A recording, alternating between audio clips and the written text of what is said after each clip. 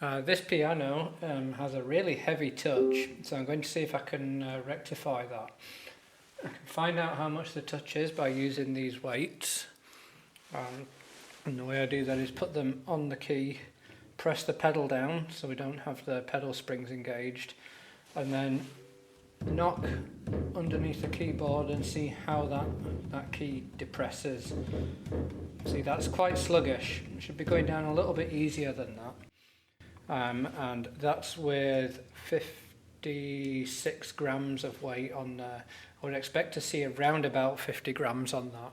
And that small amount of extra weight adds up, and it does make the keyboard feel really heavy.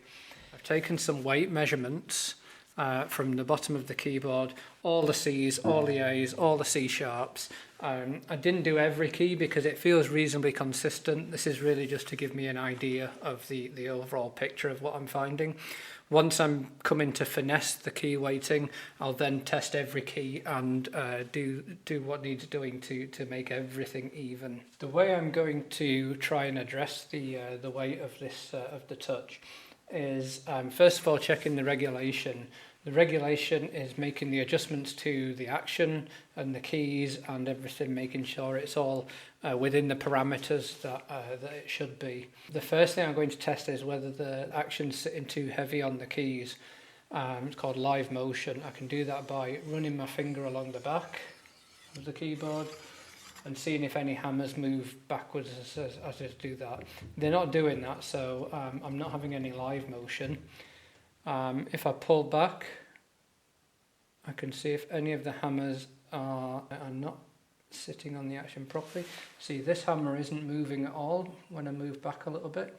So I'm going to add just a tiny bit of lost motion into that. And there's one here as well that's not. That will be adding a little bit of weight onto the touch, but not so much to make it feel so heavy. And I might expect to find that one key a little bit heavier than the others, but I suspect that the issue is actually with the key. See, if I move that up, it should be falling down a lot easier than it is doing.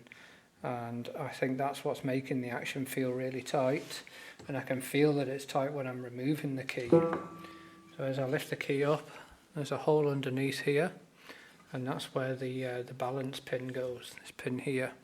So what I'm going to do is ease that by using this. Please don't use this unless you know what you're doing, because you can make things a lot worse than improve them. But I'm going to just open that hole up ever so slightly. Too much and the touch will be too light and the key will flap around everywhere and it will be a mess. So I actually just want to be nice and easy with that. And then I'm also going to polish the pin. Now I'm going to do that across the keyboard. I've gone through all of the keys and eased them all. The balance pin, the balance hole here, and also on the top here. And then I polished the pin, and it's improved things, of course. The key's now falling down under its own weight, which is good, but not overly loose, which is important. So here we have middle C, which originally was 56.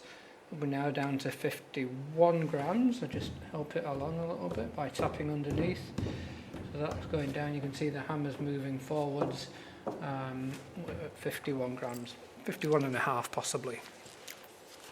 But here is the results. So we've got the original and then after key easing. Generally it's improved quite a lot. This area in the middle is pretty good.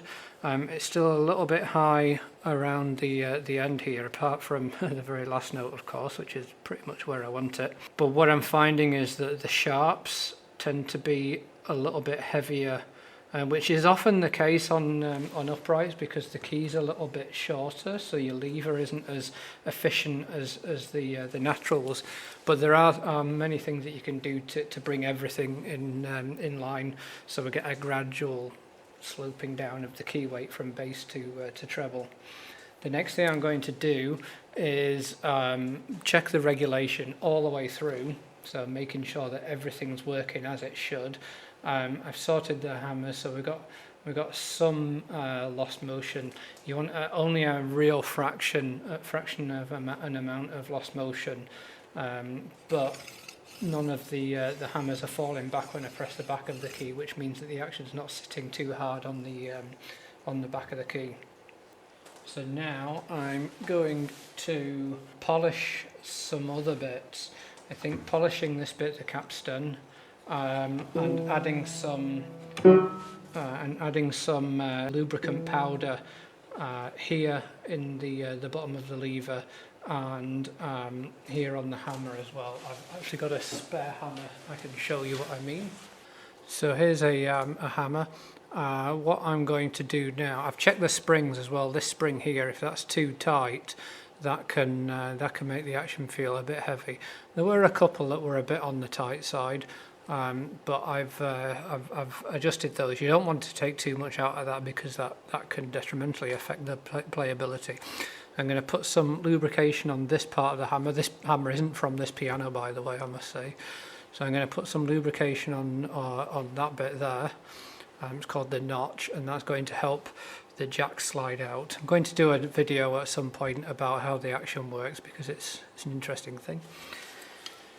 And then here's the bottom of a lever, and I'm going to put some lubricant on this felt here because that's sitting in the piano like this, on the bottom of the key, and also the notch of the hammer here will help with the smooth releasing of the jack and hopefully lighten things up even further.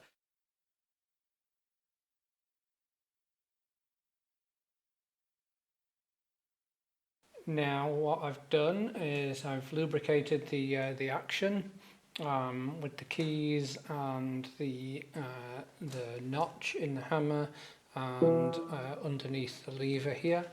I also decided to do the balance rail, put some powder in there just to ease things on a little bit more, since that's mostly where the majority of the problem was in the first place. I've also regulated the whole piano because it was I noticed that the keys were all over the place once everything had eased and was settled in. So I used the parameters that Kawai have set. A lot of the keys, especially in this area here, were very low. They were about 19 millimeters from the rail to the top of the key. Some even a little bit lower in some odd keys. Kawai states 20 millimeters to 22 millimeters. I went right in the middle, and it seemed that 21 millimeters worked quite well actually.